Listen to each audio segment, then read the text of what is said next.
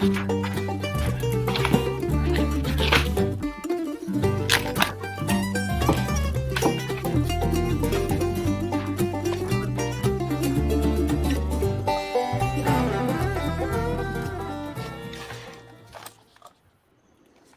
right. Happy Friday, everybody. We made it through another week. It's Happy Friday. It's Friday, 4 p.m. Central, the one time of the week where Tony and I know what day and time it is. Welcome to the Back Catalog Listening Party. My name is Mother Banjo, one of your hosts. I'm Anthony Ihrig, the other host.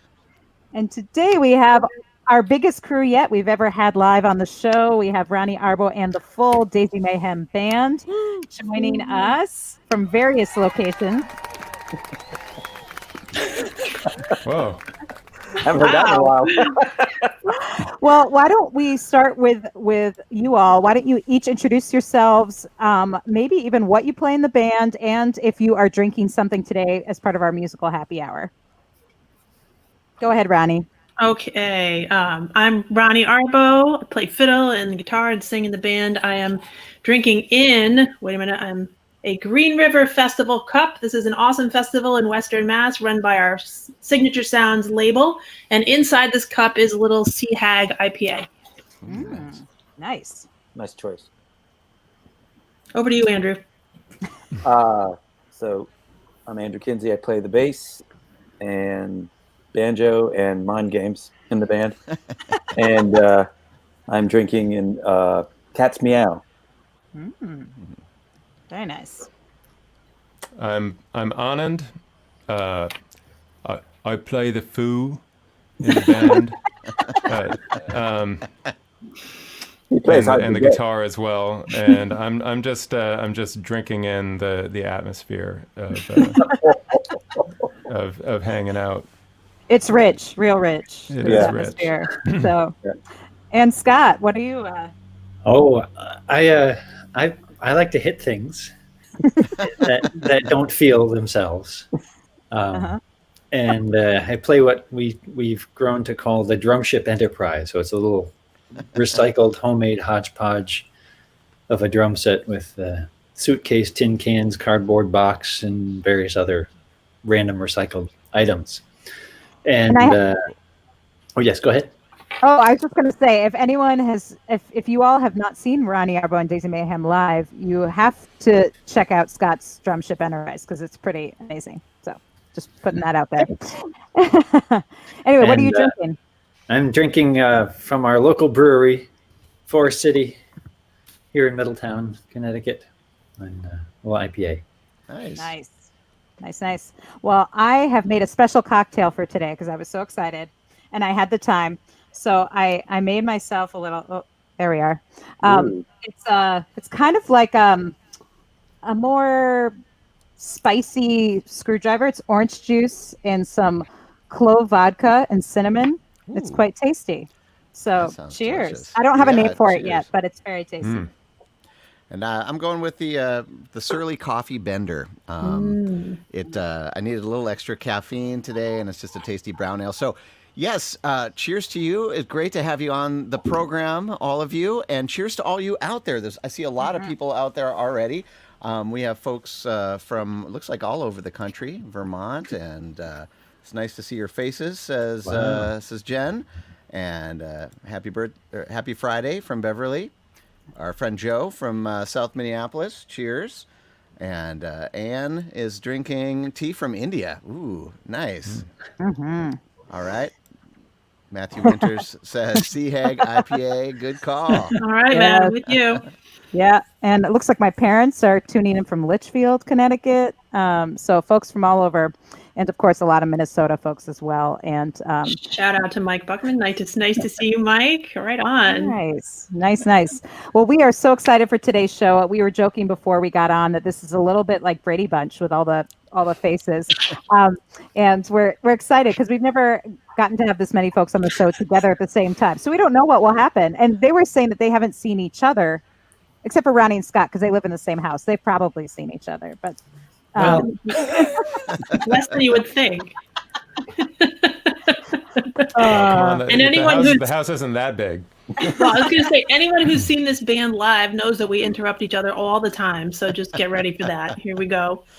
Well, for those that haven't seen you, would one of you mind just kind of giving a brief bio of the band and kind of help put this the album we're going to talk about today into context?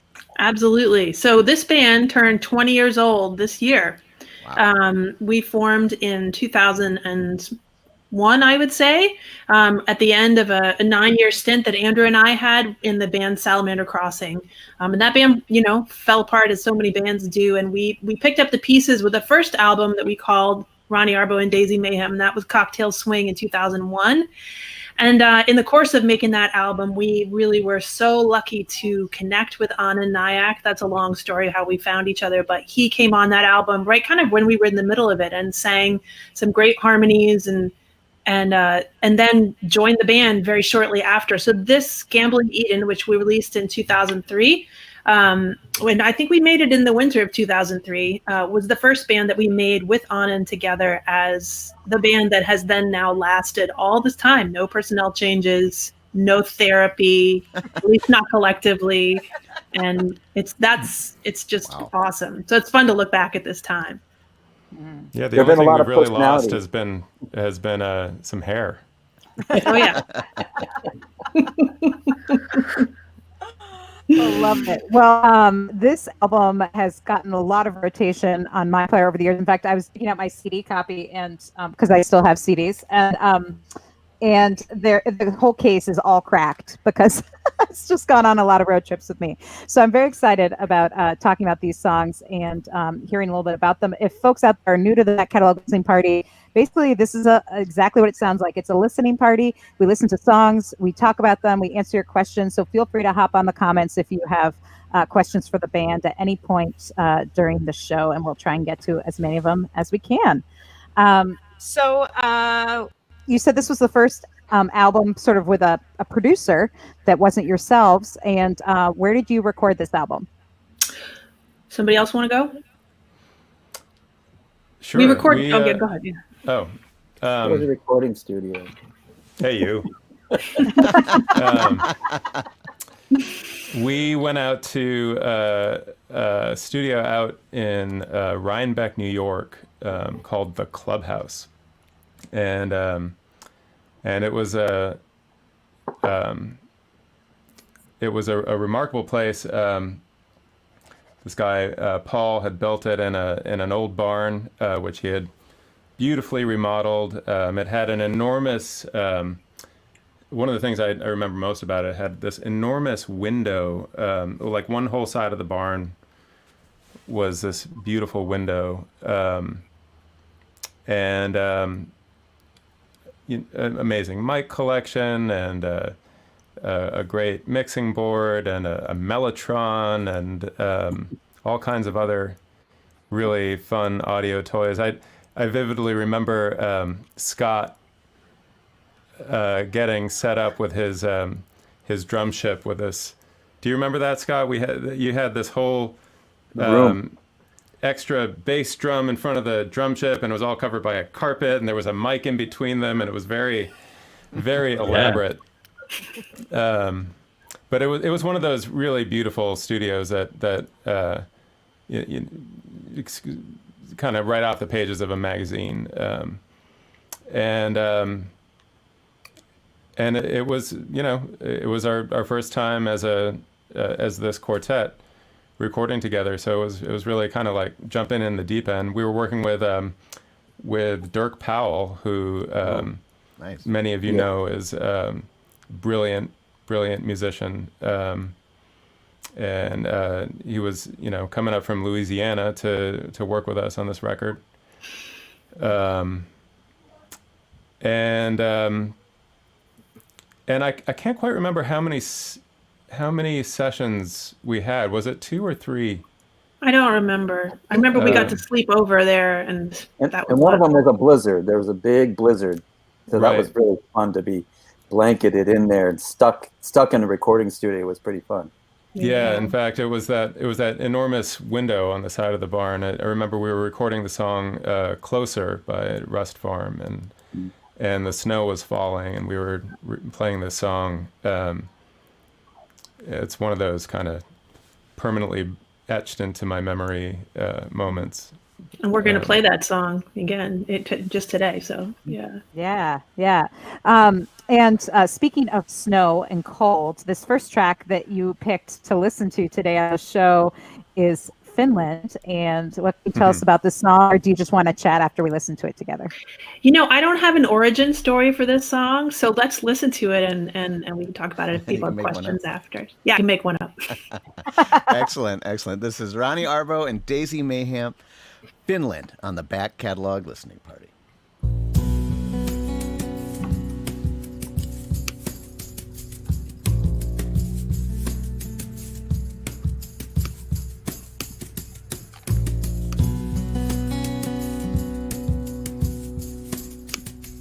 Is it raining in Finland? I want to know. 'Cause here in November it's covered up with snow, and I want to see you if you're ever coming home. Is there crying in Finland? I want to know. 'Cause here out my window a girl has lost her ball. It's down in the alley and she's afraid to go. Out across the northern sea, do you ever think of me all dressed up in blue? So gentle on your mind, I'm drifting far away from Finland, away from you.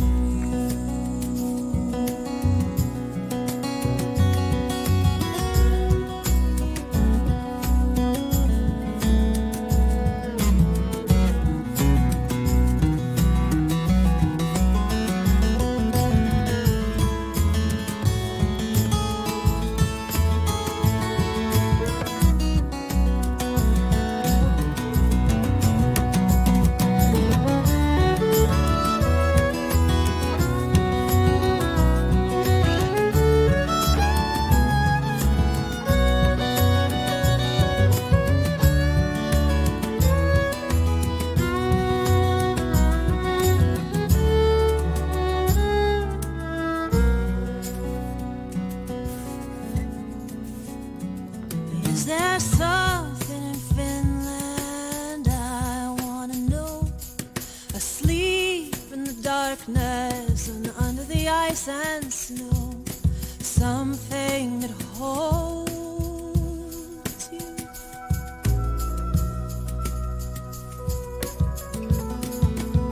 So if there's hope left in Finland, please understand. From this heartache looking inland, I can see some solid ground, and often I question why I am hanging around. So tell me, is there hope left in Finland? And out across the northern sea, do you ever think of me all dressed up in blue? So gentle on your mind, I'm drifting far away from Finland, away from you. So tell me, is there hope left in Finland?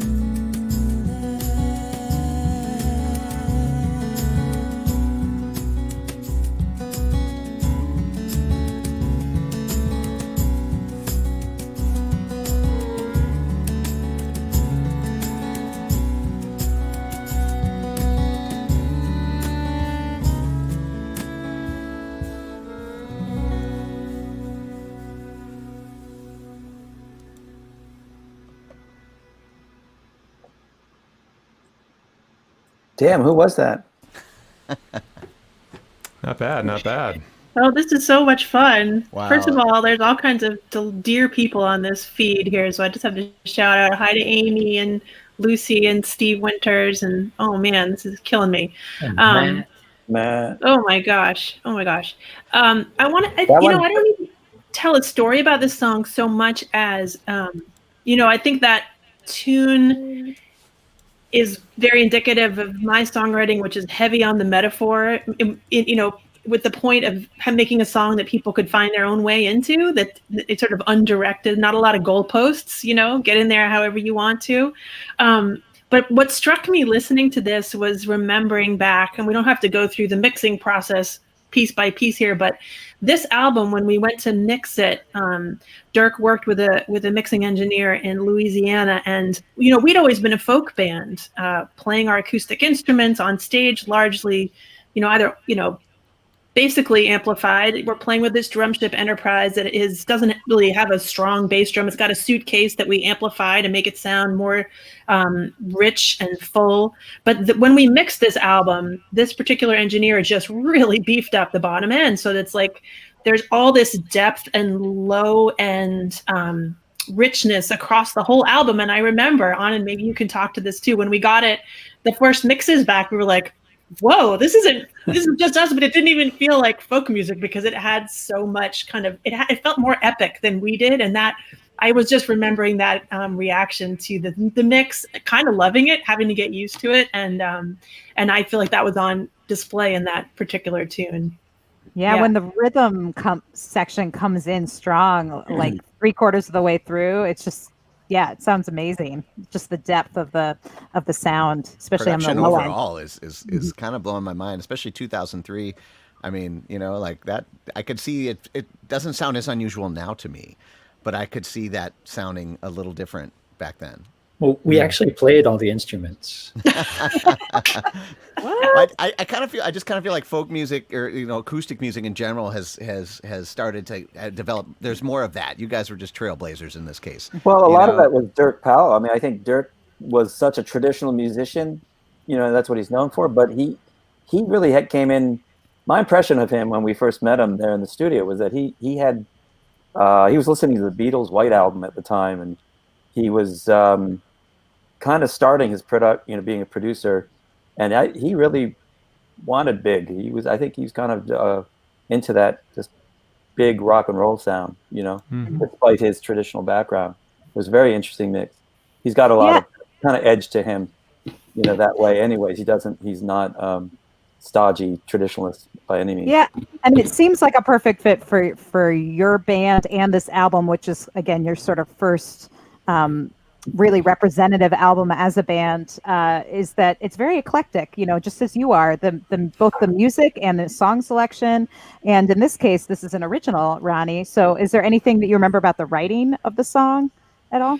No, it's a blur, to be honest. I can't, that's not true of all my songs, but this one, I don't actually have any recollection about writing it, except that I think, it's a relationship song. So we could get into that, but let's not do that now. I've got my husband right on the screen here. No, we were, one of the things that I also remember about this session and I think I'd written that quite a few years before we actually recorded this album. So, again, it's just that, that Finland is meant to be kind of a far, cold place that I've never been, but have actually always wanted to go.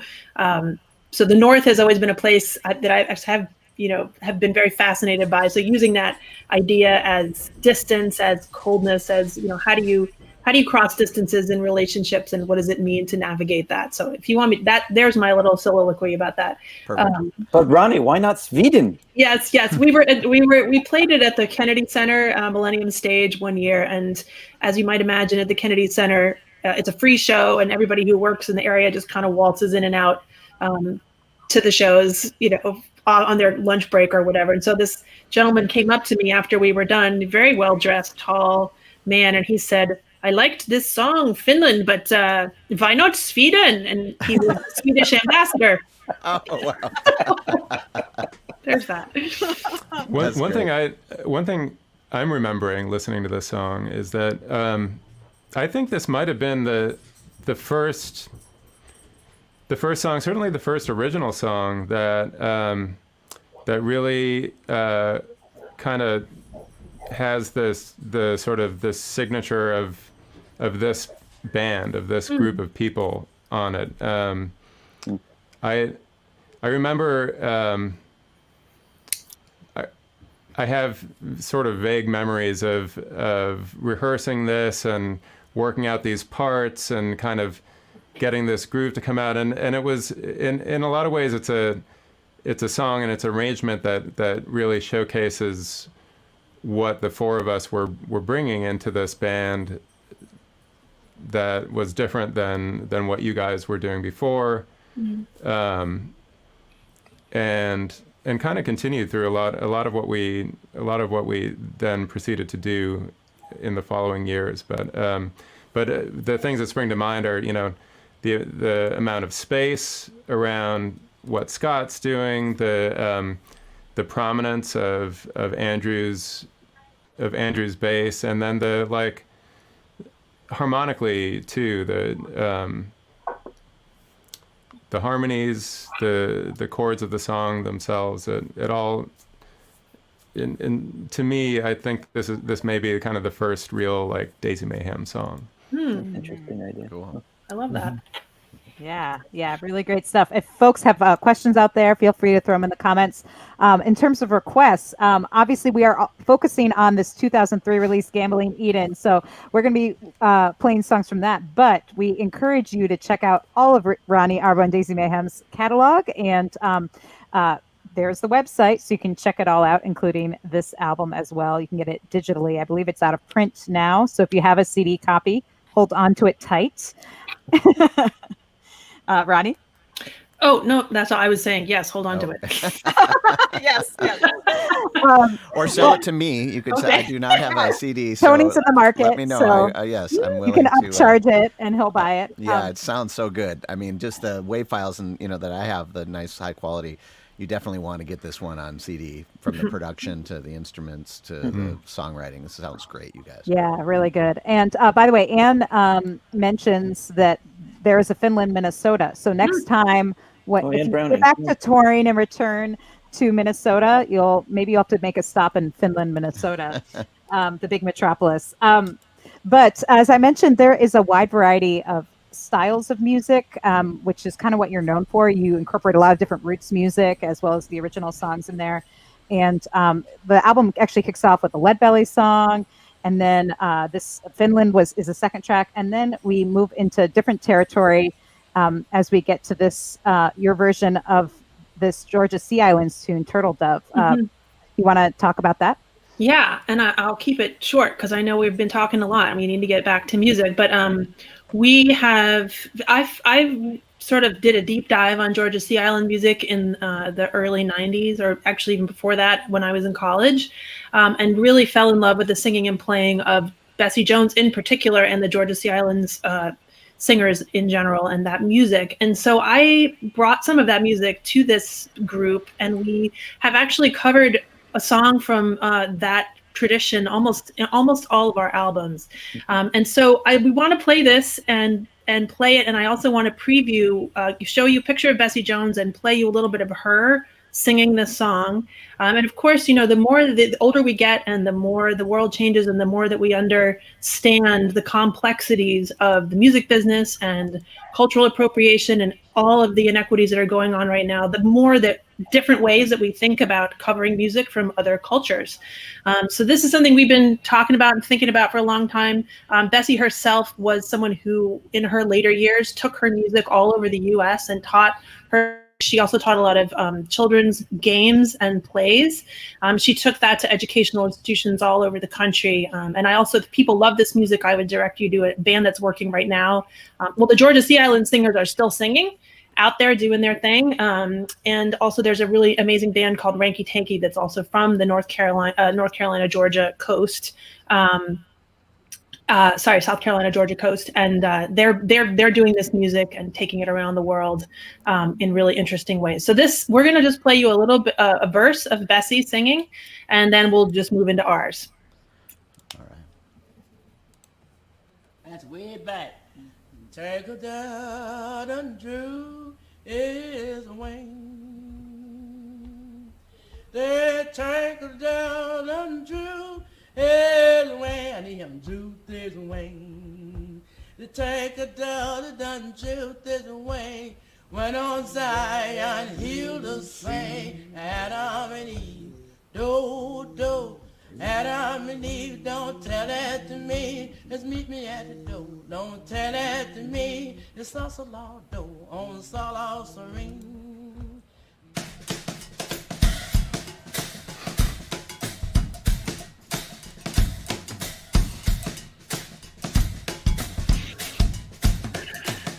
Turtle dove done drooped his wing, done drooped his wing.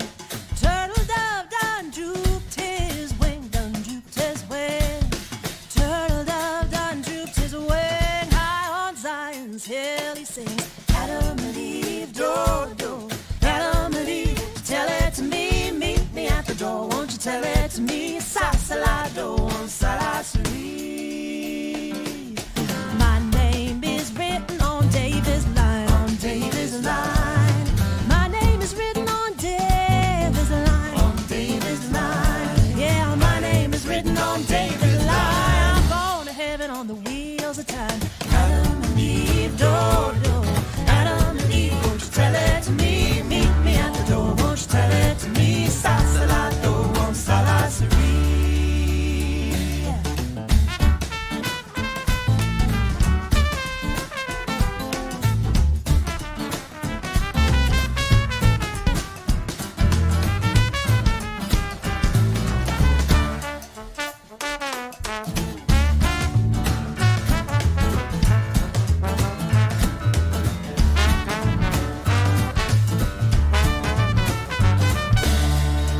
When I get to heaven, I know the rule, I know the rule. When I get to heaven, I know the rule, I know the rule. Yeah, when I get to heaven, I know the rule. Skip on down to the bathing pool. Adam and Eve, do, do. Adam and Eve, won't you tell it to me? Meet me at the door, won't you tell it to me? Sasalado, salasuri. Turtle dove done drooped his wing, done drooped his wing. Turtle dove done drooped his wing, done drooped his wing. Turtle dove done drooped his wing. High on Zion's hill he sings. Adam and Eve, do, do. Adam and Eve, tell it to me. Meet me at the door, won't you tell it to me? Sasalado on Salasuri, Sasalado on Salasuri, Sasalado on Salasuri.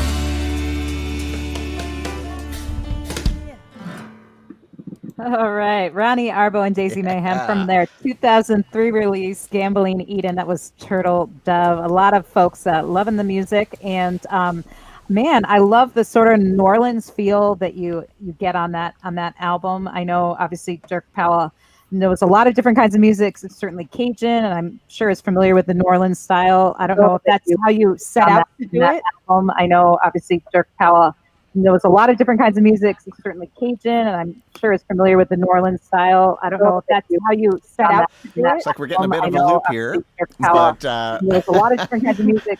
I think we'll just Sure have is to. familiar with the New Orleans style. This is the experimental part of the broadcast.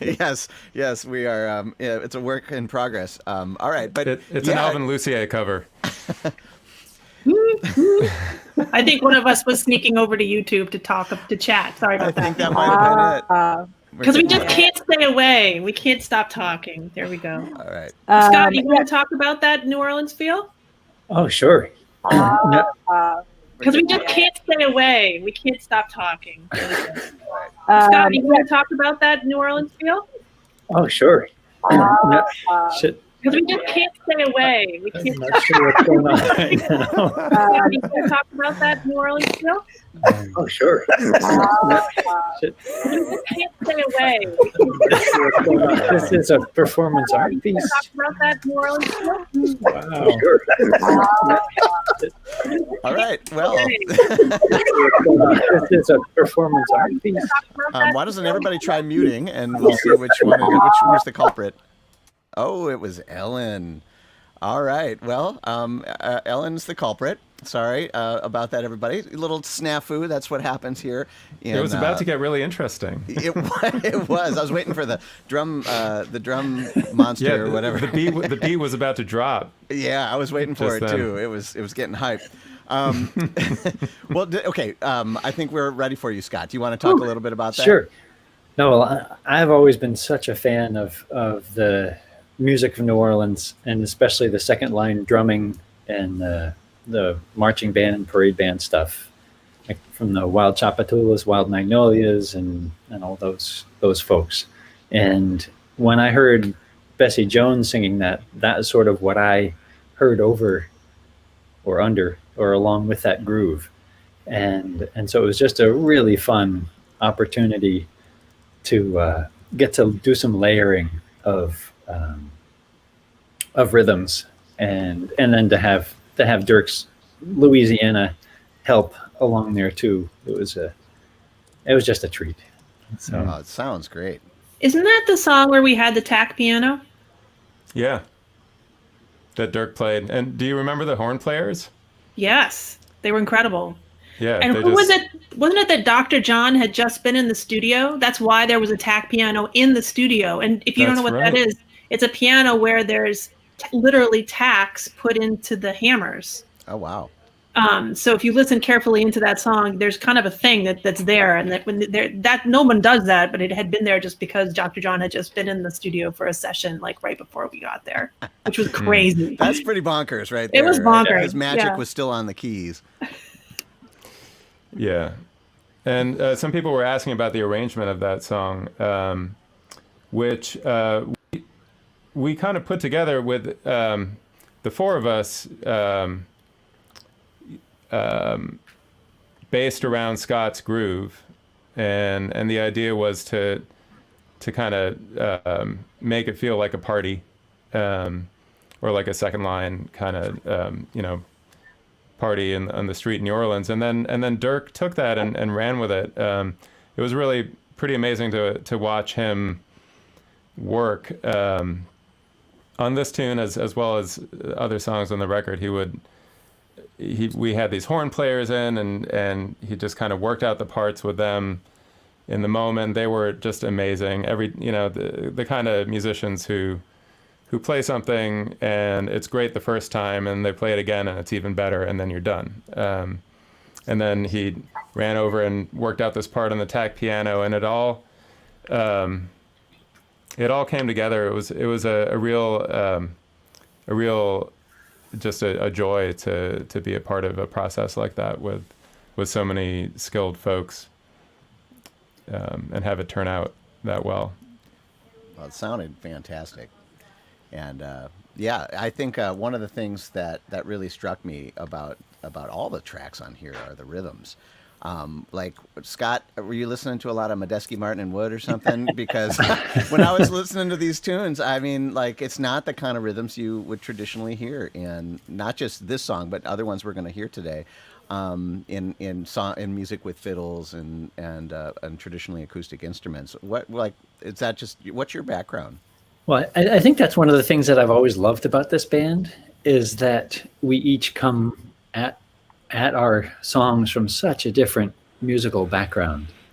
And I kind of grew up listening to funk and blues and reggae and rock, and then went to college and got totally smitten and involved with traditional drumming from Ghana and West Africa and Haiti and Cuba and Brazil and Colombia and you name it. And so it was just a mix of, like Ronnie mentioned before, and I mean, we're kind of looking back at things now with new eyes in terms of cultural appropriation and expressing love for styles of music that just grabbed me by my heart and blew me away. But being able to incorporate a lot of these rhythms from other cultures, but playing it on a bunch of junk, it really it sort of freed me in a certain way to just be able to express all these different influences that have came in and then just kind of spewed out. And these guys had to then figure out what to do with. It's interesting too, because I had been playing bluegrass basically for 10 years before that, and to have a drummer who had all this vocabulary, and to be playing bass with that was such a new and fun experience. And it is a kind of along what Anand was saying. This is the first time we actually were tinkering with that kind of the buffet of world beats applied to our own tunes and traditional tunes. And so it was just listening to it now made me think about that. And what Anand had said made me think about that this was actually kind of the first time that was really happening in earnest. The album before it, Cocktail Swing, was it didn't lend itself to that. But Scott was in his own room and had tons of drums in there, and it was fun. It was like a science lab in there, and he was experimenting. That was fun to watch. Very cool. Well, I'm going to try and talk, and hopefully I don't ruin this whole lovely conversation with my weird drum loops and whatever else happened before when I talked. But I just want to encourage folks who, again, want to hear this album and its glory to check it out and buy it. Even in its digital format, it's going to be a lot better than what's happening through the interwebs today. And the next song we wanted to you picked to listen to is Closer, which is actually the next track on the record. Is there anything you want to say about it before we dive in?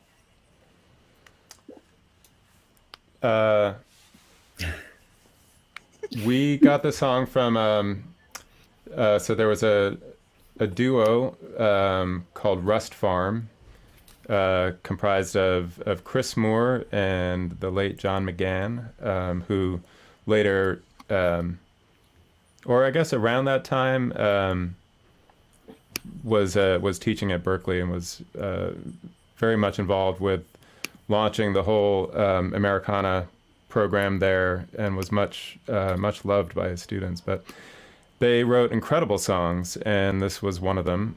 This is a Chris Moore song, I think, in particular, right? Yeah. And it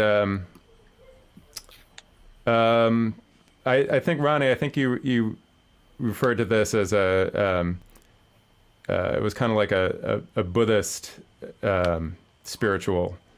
This was one of our first agnostic gospel songs, of which we just continued to look for those songs our whole band career. The songs that really, and this is such a great example of songs that ask really big questions and really don't try to give you any answers. Is that fair to say?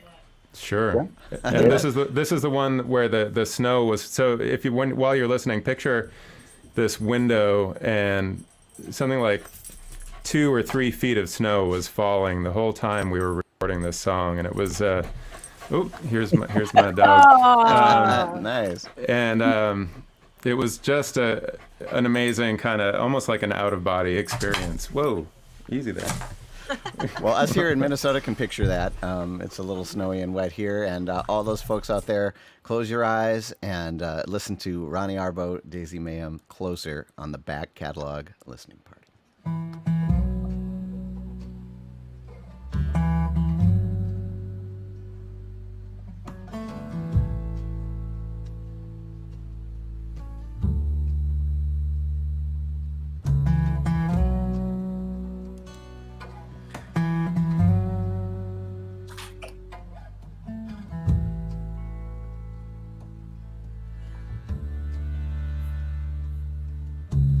Used to think that prayers were meant for asking,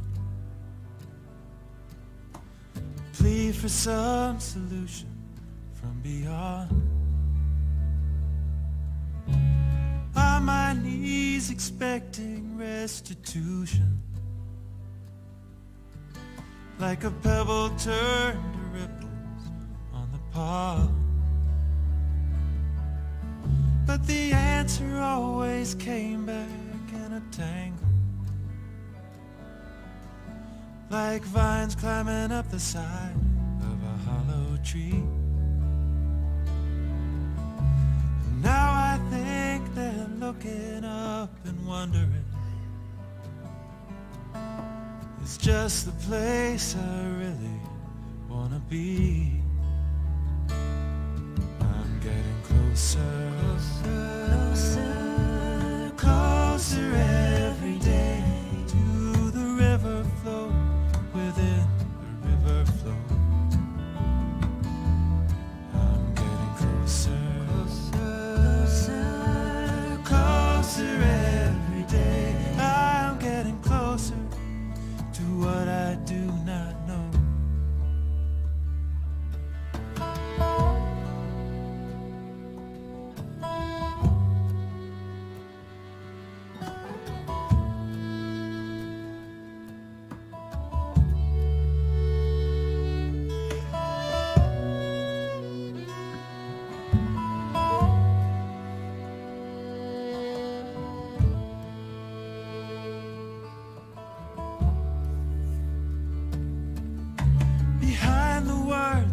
of every conversation. The certain and the definite give way to what becomes of being in this body. If we can't believe it's where we're gonna stay. And I always wondered why there was a reason that we could not reach or find the words to say. So I'm on the road from race to revelation, from destination to this very day.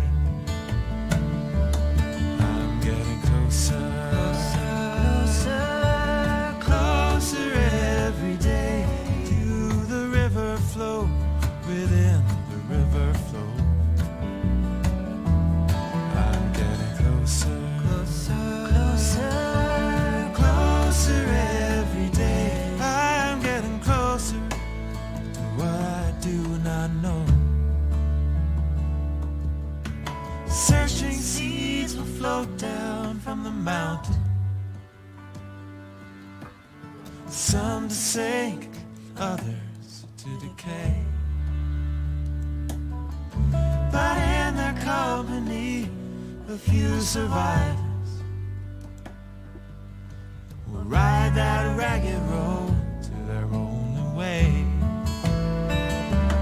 I'm getting closer, closer, closer every day to the river flow within the river flow.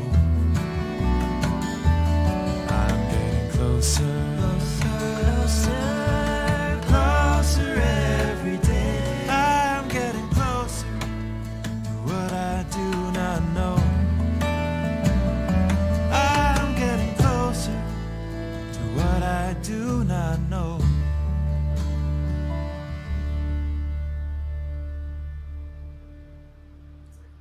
All right, Rani Arbo and Daisy Mayhem with Closer from their 2003 release, Gambling Eden. Beautiful stuff. And that was Anand on the lead vocals. And something special about your band is that you have so many great singers. All of you sing in this band. And it's great to hear you trade off. And when you play live, we get to hear everyone sort of take a turn. And do you ever fight about who gets to sing a song? We're usually the fight is more like you sing it. No, you sing it. Oh, everyone's so nice.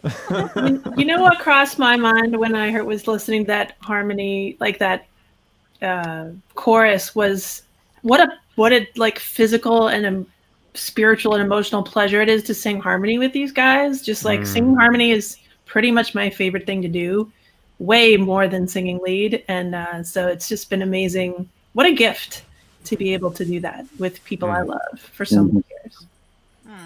Yeah. Truly. Yeah, especially since we haven't been able to do it in a while. No, I'm missing it. Yeah, we were saying before we came on the show today that you all, again, really haven't seen each other much during this time either. So it must be, again, playing so long for so many years together. It really is like family. Mm-hmm. Yep.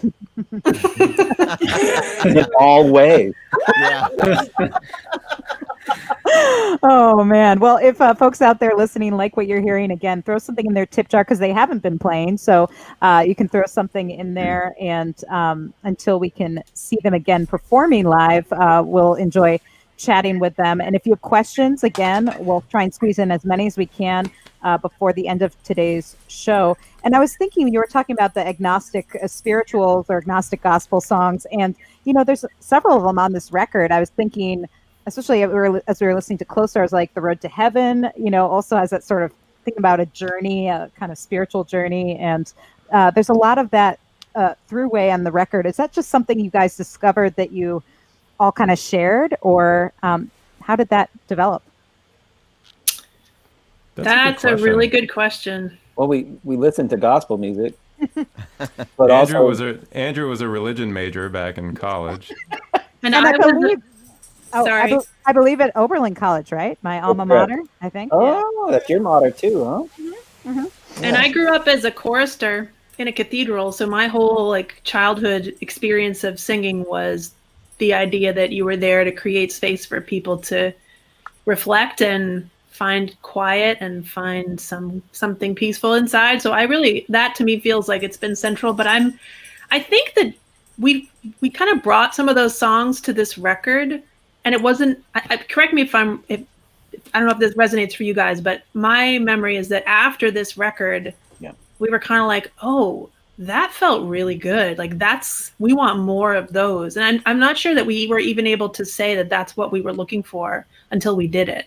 And sort of started taking these songs out into the world and playing them with people and for people, and kind of realizing that, you don't want to play all those songs. You got to play some love songs and some blues and some all that good stuff. But there was something about some of the music on this record that felt really deep to us. And so playing that out and realizing the value, I think we just it kind of was a self-reinforcing loop. We're like, ooh, more of that. I would also say that it was the next album that I think it really solidified. I mean, kind of in the context of your health crisis, I think that kind of brought everything to a whole nother level. And I think it also kind of furthered that, kind of drew us further into that kind of space. And that was right after this, because I remember this recording session. I remember having a conversation with Dirk, who had one little baby, right? So he had already been a touring musician who'd had a kid. Scott and I had just gotten married a year before this. We made this record, and we were having these conversations about, are we going to have a child, and are we going to be able to keep touring and being musicians? And I remember talking to Dirk about it, and the irony is that after this, I had my child on the same day that he had his second child, which is just one of those weird coincidences. But he said to me, he's like, well, you never know. When you're thinking about these things, you have the music career and the child, and you can't know until you get there that once you have that child, everything that you give up for that is a positive choice. It's something you want to do, but you can't know that until you're there. And that was just he said it much better than that, but I that's one of the things I took away from this recording session. And well, no, here we are. He's going to be 17 in a couple of weeks. It's crazy. Yeah. So, but we have seen each other through a lot, through kids and parents going, and all kinds of good crises and fun journeys. So, yeah. Well, this album is just, again, chock full of so many great songs, and we want to squeeze in, I think we're going to try and squeeze in 2 more if we can. And this next one is Eve. Is there anything you want to say about this? Super quickly, I threw this on the list because we don't play it anymore. And I was just thinking it'd be fun to play something that hasn't really been in our live repertoire. This is a song I wrote, and it's from the perspective of Eve right after the fall. And I just wondered what it would have been like to be there, and it made me think a little bit too about also maybe a piece of this is having been partnered with Scott, who's a meditator, thinking about my increasing awareness at that time of how much of our happiness and our pathway through this world is governed by our thoughts and how we think about things. So there's a little bit of that in here too. Excellent. Well, let's take a listen to Rani Arbo and Daisy Mayhem, Eve, on the back catalog listening party.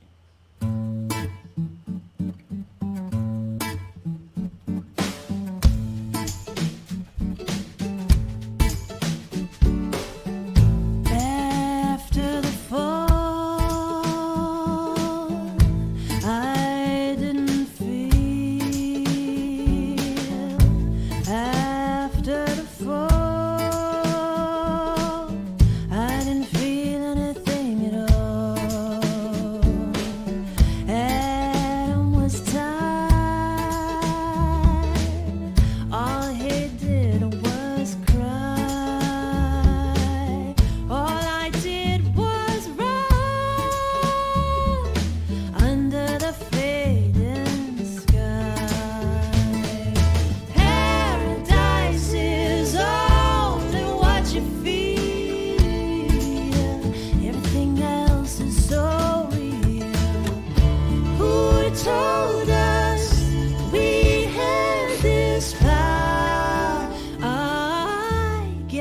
Eden in an hour.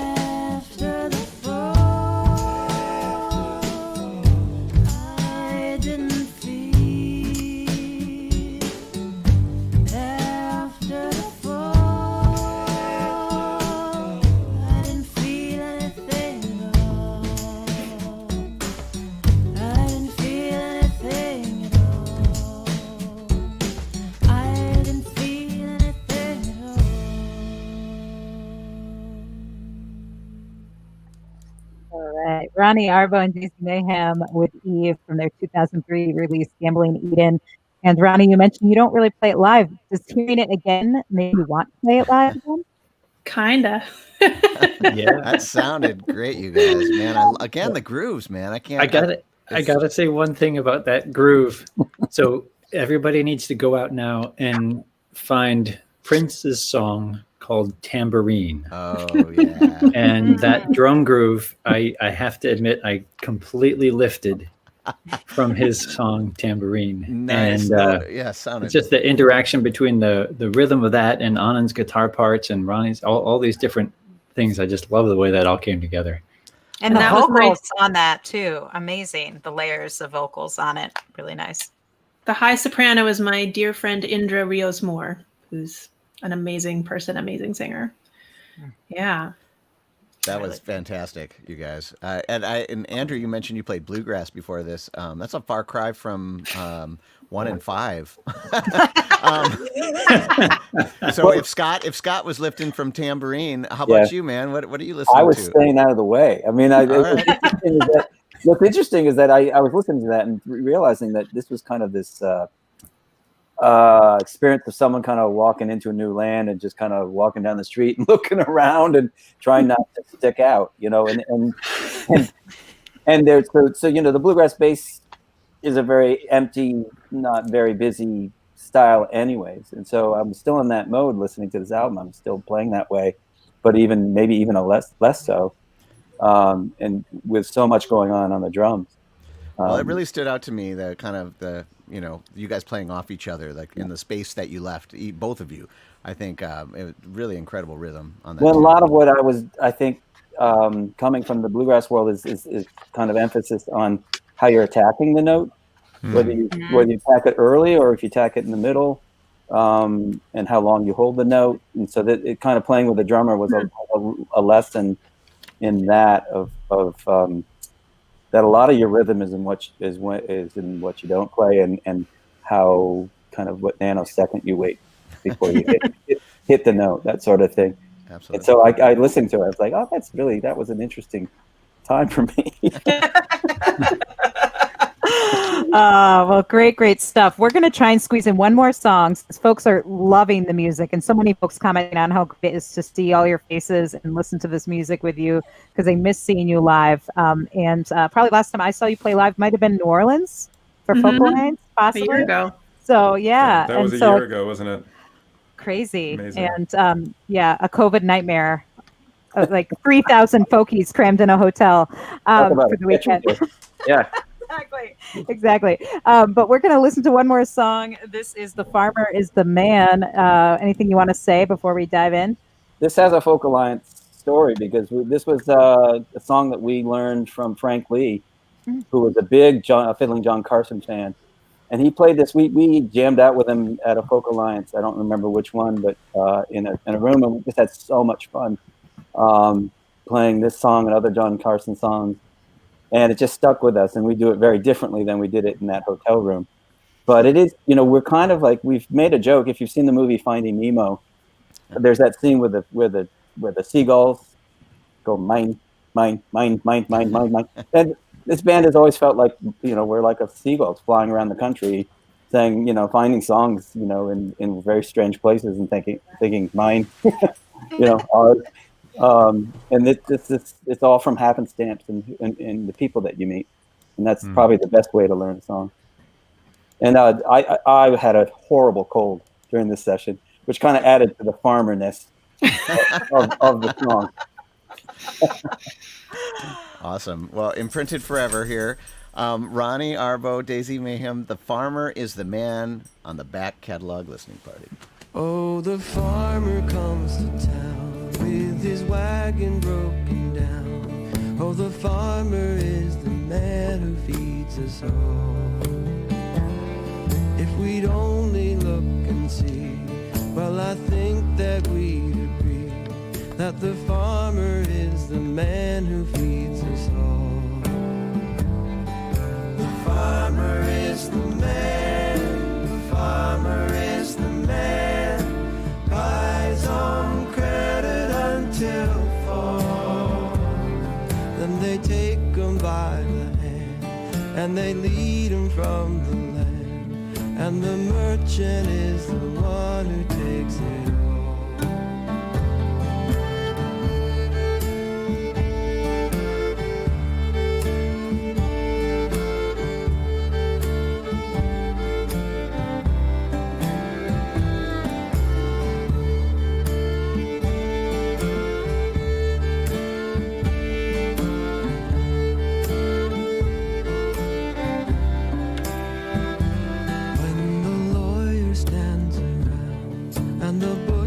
Cuts a pound, they forget that it's the farmer feeds them all.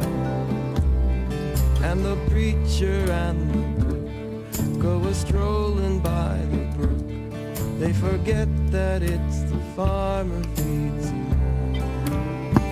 all.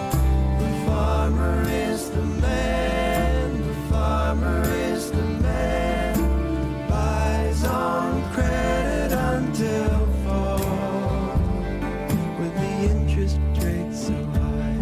it's a wonder he don't die, and the merchant is the one who takes it all.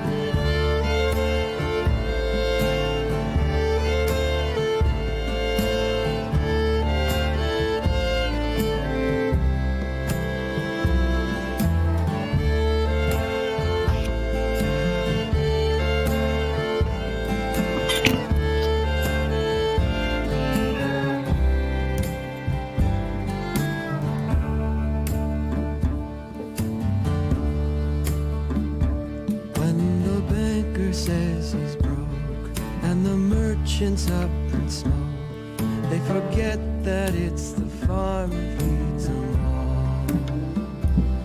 If he'd only take a rest, he could put them to the test, 'cause the farmer is the man who feeds them all. The farmer is the man, the farmer is the man, buys on credit until fall. His condition is the same, 'cause his pants are getting thin. We forget that he's the one who feeds us all. The farmer is the man, the farmer is the man, buys on credit until fall.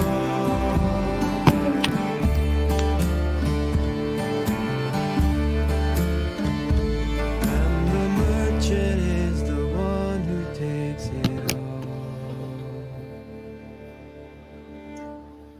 Wow, a song that still feels pretty timely. The Farmer is the Man from Rani Arbo and Daisy Mayhem's 2003 release Gambling Eden, which we've been enjoying throughout the show today with the whole band joining us live. Such a treat to see all your faces and hear the stories behind these songs. And I just have to say, there are so many great songs we couldn't get to on today's show, including there's a Dave Carter song on here. Tracy Grammer has been a guest on the show, and also actually Galen Lee, another past guest, is actually also tuned in. So hi Galen, thanks for joining us. And yeah, I just have to totally, as a fan, you all have to check out this album if you don't already have it. Yeah, that's all I'm gonna say. It sounds so good. You got to get the high resolution version, either the digital high res or the CD. So. I mean, although this has been a unique experience because folks heard, as someone pointed out, I think it was Matt pointed out the John Cage version of the album, or at least of our conversation. Actually, Matt tagged Alvin Lucier for that, which is totally amazing. More appropriate. Yeah, better. But I want to say, Ellen and Anthony, this is a brilliant idea that you had. I have to say, what a great venue for Tony. Yeah, it's Tony's idea. Well, I couldn't do it without. But thank you guys. Well, it's so fun. It's what we need right now. I mean, this is why we do music. Most of us is to just be together and to bring people together, and we want to thank all of you out there who have been tuning in and commenting. That's half of it, really. I mean, the music is the other half, but just hearing, seeing from everybody and, you know, friends, family. For us to hear from everybody, to see comments from all over the country, and that's just so thrilling. Yeah. And we want to thank all of you. And if you enjoyed the show, please, you can share it with folks after the fact, and like it on YouTube. It helps with the algorithm so more people see it and get to hear Daisy Mayhem's music. And then also subscribe to our YouTube channel so you can find out about all the events. We do this every week. We plan on keeping doing it every week as long as we have somewhat decent internet connections and we're all still here. We plan on keep doing it because you guys keep listening and supporting. And we want to thank all our Patreon supporters who make this happen.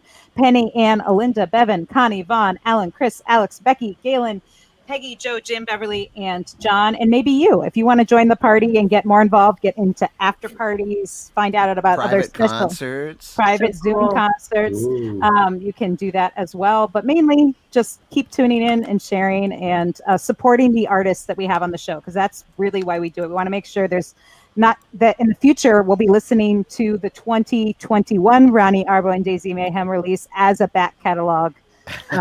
Highlight. That's what we want. Who's on next week? Let us know. Oh, we are so excited. Twin Cities fans will probably know the Belfast Cowboys, which is Terry Walsh's band. They are an institution here. They originally sort of inspired by the music of Van Morrison, but they're like a 9-piece band with horns and they have Terry Walsh is a great songwriter himself. He'll be joining us, and that's going to be a hoot and a half, I promise. So awesome. Yeah, but we have some great guests coming up down the road. The Waylon Jennies we just confirmed. We have some great acts coming up. All right, breaking news, so folks. Breaking news. Nice. And if you want to be the first to find out about the guests, then you can again join the Patreon. I guess I'm gonna have to join the Patreon. And well, anyway, thank you so much, all of you, for joining in, and so great to see all your faces. Yes, and thanks again, Rani Arbo and Daisy Mayhem. You guys, this has been such a pleasure. What a amazing hour of music and stories. Somebody said encore. You know, maybe we can do it again sometime down the road. Yeah, we'll have to do a different record next time for sure. Right. We'll have to go to the next album down the road. Thank you so much for having us. All right. Thank you so much. Pleasure. Thank you. All right. Cheers, everyone. Have a great rest of your weekend. And we'll see you next week on the Back Catalog Listening Party.